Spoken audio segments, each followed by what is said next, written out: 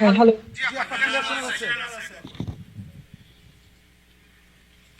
শোনা যাচ্ছে? জি জি জি জি জি আচ্ছা, ওই যে বারবার ফোন আসে তো বাইরের থেকে, ঝামেলা করে।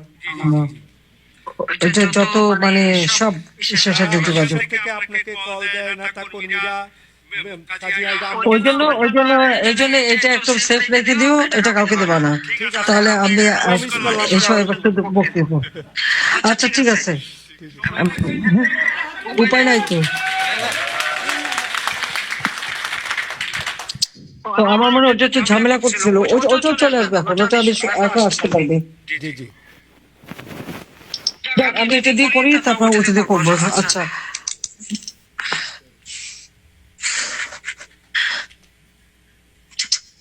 মেটিকুলাসলি ডিজাইন করে এই আন্দোলন সাজানো হয়েছিল এবং শেখ হাসিনাকে ক্ষমতা থেকে উৎখাত করতে হবে, তার জন্য লাশ ফেলতে হবে।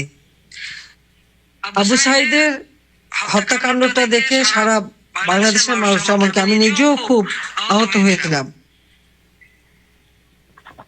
কিন্তু পরবর্তীতে আমি যখন তথ্য নিলাম এবং একটা জুডিশিয়াল ইনকোয়ারি কমিটি করলাম, এখানে একটা বিষয় সবাইকে লক্ষ্য করতে বলবো। আবু সাইদ বুক পেতে দিল, সাথে সাথে গুলি চললো, তারপর তাকে টেনে নিয়ে যাওয়া হলো। দেখুন, একজন মানুষ যদি গুলি খায়, সে জায়গাটা তো রক্তাক্ত হবে, ওখানে কিন্তু এক ফোঁটা রক্ত দেখা যায়নি। দ্বিতীয় কথাটা হচ্ছে, 2:30টার দিকে গুলি চললো, আবু সাইদকে হাসপাতালে নিল রাত 8টার সময়।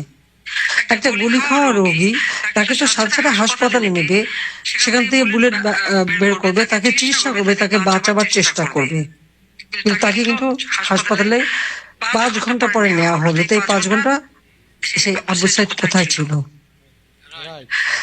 তার যে পোস্টমর্টমের রিপোর্ট আসলো, সেই পোস্টমর্টমের রিপোর্টে দেখা গেল কোনো মেটাল গুলি কিন্তু ছিল না, তার গায়ে ছড়া গুলি লেগেছিল। কারণ আরেকটা ভিডিও যেটা পরবর্তীতে বের হয়েছিল, যে সে পুলিশকে লাঠি দিয়ে পিটাচ্ছে এবং তার লোকজন পুলিশকে ঢিল মারছে, পুলিশও তাদের দিকে রাবার বুলেট মারছে, এবং এইভাবে তার মাথায় একটা ইট এসে পড়লো, মাথার পিছনটা কেটে ঘাড়ে কাছে রক্ত।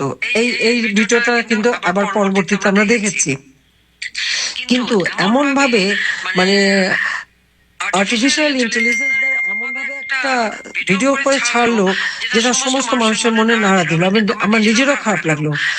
আমি সেই সাথে সাথে যেমন মুগ্ধ, তাকে যখন হত্যা করা হলো, ওখানে কিন্তু পুলিশের সাথে কোনো গোলমাল নাই, ধাওয়াধাই নাই, সে সবাইকে নাকি পানি খাওয়াচ্ছিল। কিন্তু একটা বুলেট এসে লাগলো, সে মারা গেল। এই বুলেটটা কাদের? ওই যারা আন্দোলন করছে তাদের ভিতরেই কিন্তু কিলিং এজেন্ট ছিল।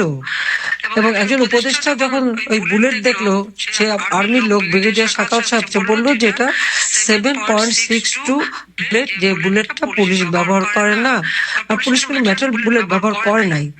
সেখানে দেখা গেল যে এই বুলেটেই বেশিরভাগ মানুষ আহত।